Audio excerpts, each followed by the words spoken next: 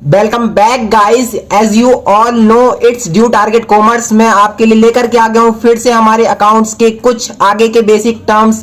इससे पहले कि मैंने अकाउंटिंग प्रिंसिपल जो हमारा चैप्टर चल रहा है चैप्टर 2, इसमें मैंने पहले कुछ आगे के कॉन्सेप्ट्स डिस्कशन किए हैं। लेकिन अगर आपने पहले वो वीडियो नहीं देखा है तो पहले उस वीडियो को देखें, फिर बाद में आप इस वीडियो पे आएंगे तो आपको वो ये सारे कॉन्सेप्ट भी ढंग से क्लियर होंगे। तो मैं आज यहाँ पर बताने वाला हूँ आगे के कुछ कॉन्सेप्ट्स। तो आप पहले उस वाली वीडियो को देख लें, मैंने उसमें पहले के कॉन्सेप्ट बताए हुए हैं, तो वो आपको मतलब समझने में बहुत ज्यादा मदद करेंगे। तो पहले आप उस वीडियो पे जाइए, फिर बाद में उसको समझने के बाद आप इस वीडियो पे आएंगे तो आपको समझ आ जाएगा। इस वीडियो को आप लास्ट तक देखिए और अपने साथ कॉपी पेन लेके बैठिए और जो भी आपको पॉइंट अच्छा लगे, उसको इंपॉर्टेंट लगे, वो आप नोट कर सकते हैं। और अगर आपको वीडियो पसंद आए तो इस वीडियो को लाइक कर दें और अपने फ्रेंड के साथ भी शेयर कर दें। तो चलिए इस वीडियो को जल्द से जल्द शुरू कर।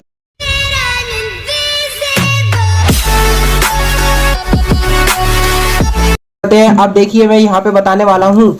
सबसे पहले जो मैं आपके साथ पॉइंट डिस्कस करूंगा वो यहाँ पर रहेगा हमारा क्या बिजनेस एंटिटी कॉन्सेप्ट। ये फोर्थ कॉन्सेप्ट है। इससे पहले के तीन कॉन्सेप्ट मैं पहले डिस्कस कर चुका हूँ और ये अगला फोर्थ आता है जिसका नाम है बिजनेस एंटिटी कॉन्सेप्ट। इसका क्या मतलब होता है बिजनेस एंटिटी कॉन्सेप्ट? ये क्या कहता है गाइस कॉन्सेप्ट? डीके गोयल में गाइस इसके बारे में काफी मतलब लेंदी बहुत बड़ा दे रखा है, तो आप उसको पढ़ के कभी आपने शायद डीके गोयल से अगर पढ़ रहे हैं तो आप उसको घबराने की जरूरत नहीं है। इसमें मैं आपको इजीली कुछ आपको पॉइंट्स याद रखने, की पॉइंट्स मैंने यहाँ पे लिखे हुए हैं, वो आप याद रखेंगे, उससे ही आपका सब कुछ समझ आ जाएगा। तो देखिए सबसे पहले क्या है बिजनेस एंटिटी कॉन्सेप्ट। ये क्या कहता है, मान लीजिए कि आप बिजनेस के ओनर हैं और आपका बिजनेस है, तो आप क्या कर रहे हैं कि बिजनेस एंटिटी कॉन्सेप्ट क्या कहता है कि जो आपका बिजनेस है वो एक अलग चीज है और आप एक अलग चीज है। अब ये क्या मतलब है कि वो बिजनेस एक अलग चीज है, मैं अलग चीज हूं? इसका मतलब गाइज ये है कि मतलब कि एक एक्ट में डिफाइन किया गया है कि बिजनेस एक अलग चीज है और जो उसका बिजनेस का जो ओनर है वो एक अलग चीज है। अब कैसे अलग है? मान लीजिए कि बिजनेस अपने नाम से ही जाना जाता है, वो अपने नाम से ही क्या कर सकता है, मतलब साइन तो नहीं कर सकता, लेकिन हाँ उसकी एक कॉमन सील होती है जिसके जरिए वो सिग्नेचर वगैरह भी कर सकता है। तो मतलब बिजनेस एक अलग चीज है और ओनर जो है वो अलग चीज है। जैसे बिजनेस में अगर उसने कैपिटल लगाई तो बिजनेस के अगर ओनर ने क्या किया, बिजनेस में पैसा लगाया, तो अब ये बिजनेस की जिम्मेदारी है कि वो उसको वापस पे करे। इसलिए बिजनेस के लिए क्या है, ये बिजनेस के लिए एक लायबिलिटी है। मान लीजिए आपकी ये फर्म है, ये कोई आपकी गाइस फर्म है और ये आपका कोई ओनर है।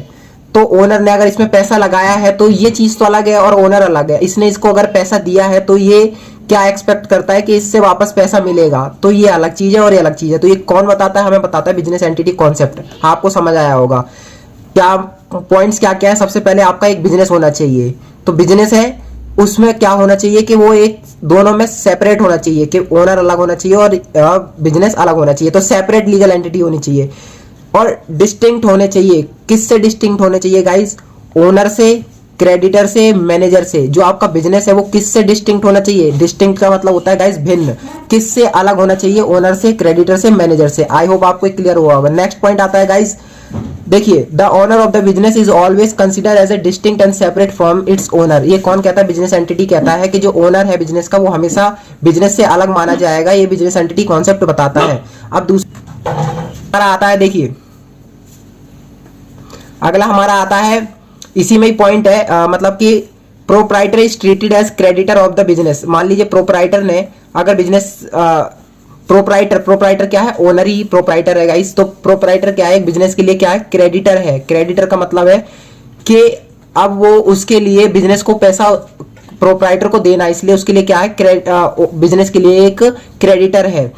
Goods withdrawn by the proprietor for his personal use treated as drawings. अब मान लीजिए सिर्फ ओनर ही थोड़ी बिजनेस के लिए बना रहेगा। ऐसा हो सकता है कि जो ओनर था उसने बिजनेस में से कुछ निकाल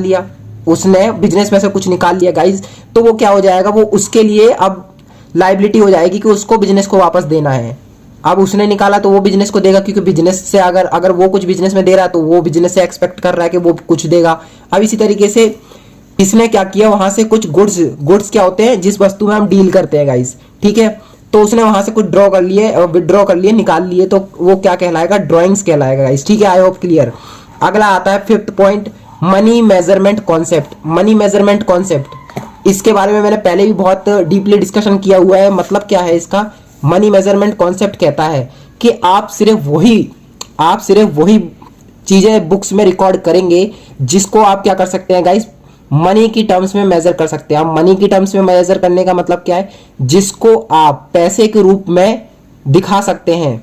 मान लीजिए एक प्रोडक्शन मैनेजर है और एक सेल्स मैनेजर है, दोनों के बीच में झगड़ा हो गया, क्वेरल हो गया गाइस। अब क्या उस झगड़े को आप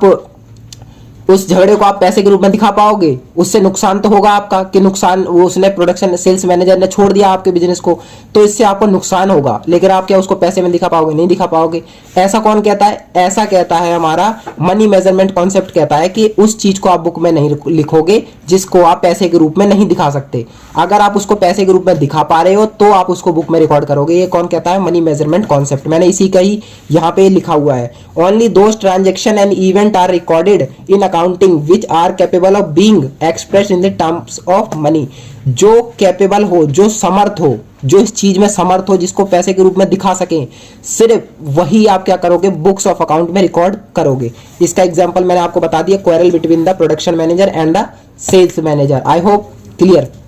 नेक्स्ट पॉइंट आता है हमारे 6th पॉइंट पे, अकाउंटिंग पीरियड कॉन्सेप्ट। अब देखिए अकाउंटिंग पीरियड कॉन्सेप्ट क्या कहता है गाइस? अकाउंटिंग पीरियड कॉन्सेप्ट बताता है कि आपको, देखिए आपको कब पता चलेगा कि आपको फायदा हुआ है या नुकसान हुआ है? जब आपका बिजनेस बंद होगा। मतलब इस तरीके से आप एक बड़ा बिजनेस कर रहे हैं, तो जब आपको बिजनेस पूरा बंद होगा, वाउंड अप करोगे जब आप बिजनेस को, तो आप क्या देखोगे कि आपको कितने का फायदा हुआ, कितने का नुकसान हुआ है। तो ऐसा तो नहीं है कि आप मतलब हर साल बिजनेस को बंद करके देखोगे कि आपको कितना फायदा हुआ, कितना नुकसान हुआ है। तो हमने इसके लिए क्या लाया गाइस? एक तरीका लाया कि हम बिजनेस को बंद किए बिना भी हम ये जान सके कि हमें कितना फायदा हो रहा है, कितना नुकसान हो रहा है। तो इसके लिए हमने क्या किया? कुछ पीरियड डिसाइड कर लिया कि हम हर साल इस पीरियड पे क्या करेंगे कि देखेंगे कि हमें कितने का फायदा हो रहा है, कितने का नुकसान हो रहा है। उसे ही हमने क्या कहा? Accounting period concept. अब अकाउंटिंग पीरियड में क्या आ जाता है? हम क्या करते हैं, 1 अप्रैल से लेकर के 31 मार्च तक का क्या करते हैं गाइस? हमने अकाउंटिंग पीरियड डिसाइड किया हुआ है। ये हमारा क्या है? अकाउंटिंग ईयर है गाइस, जिसको हम सभी फॉलो करते हैं। कई लोग कैलेंडर ईयर भी फॉलो करते हैं नॉर्मली 1 जनवरी से 31 दिसंबर तक के लिए, लेकिन ज्यादातर क्या फॉलो किया जाता है? 1 अप्रैल से 31 मार्च। तो इसमें हम देखते हैं कि हमें कितना फायदा हुआ है। 1 अप्रैल को हमारा अकाउंटिंग ईयर शुरू होता है और 31 मार्च को अकाउंटिंग ईयर एंड होता है। तो ये क्या होता है? हमारा accounting period concept. As the business is intended to continue indefinitely for a long period of time। क्योंकि हम क्या मानते हैं कि बिजनेस कभी भी जल्दी खत्म नहीं होगा, तो वाउंड अप करने का तो कोई सवाल ही नहीं उठता। अगर वो जल्दी खत्म नहीं होगा तो उसको किस तरीके से, कि अगर जल्दी खत्म नहीं होने वाला तो फिर बाद में तो वो लंबे समय तक चलेगा, और हम उसको बंद करने के मूड से तो कभी खोलते नहीं है जल्दी से। इसीलिए क्या कहा गया? हमने अकाउंटिंग पीरियड डिसाइड किया। इसे ही क्या कहा जाता है? अकाउंट। देखिए ACC मैंने लिखा है, according to this concept an asset is ordinarily recorded in the books of account at the price at which it was acquired.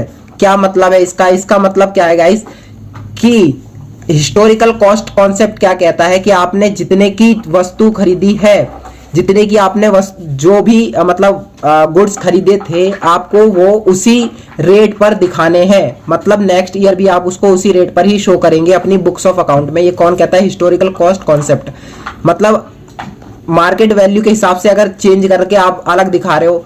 मैंने 10 रुपए का पेन खरीदा था, अब मैं मार्केट वैल्यू बदल गई, 15 रुपए का बिक रहा है, तो मैं क्या कहूंगा कि 15 रुपए का पेन है? नहीं गाइस, जितने का था पहले हिस्टोरिकल कॉस्ट कहता है उतने का ही आपको नेक्स्ट ईयर भी दिखाना है। According to this concept an asset is, asset guys क्या है? Fix asset. मतलब मशीन खरीदी आपने तो आपको नेक्स्ट ईयर भी मशीन की वैल्यू उतनी ही बतानी है।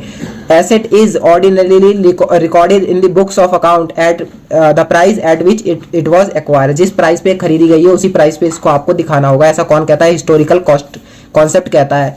आई होप गाइज आपको एक क्लियर हुआ है। अगर आपको वीडियो पसंद आई गाइज तो आप इस वीडियो को लाइक करें, अपने फ्रेंड के साथ शेयर करें, और इसी तरह की वीडियोस के लिए हमारे चैनल को सब्सक्राइब करें, ताकि आपको आने वाली वीडियोस की नोटिफिकेशन सबसे पहले मिल जाए और आप आगे की वीडियोस का एंजॉय कर सकें और पढ़ाई मजे से कर सकें। Thanks for watching guys.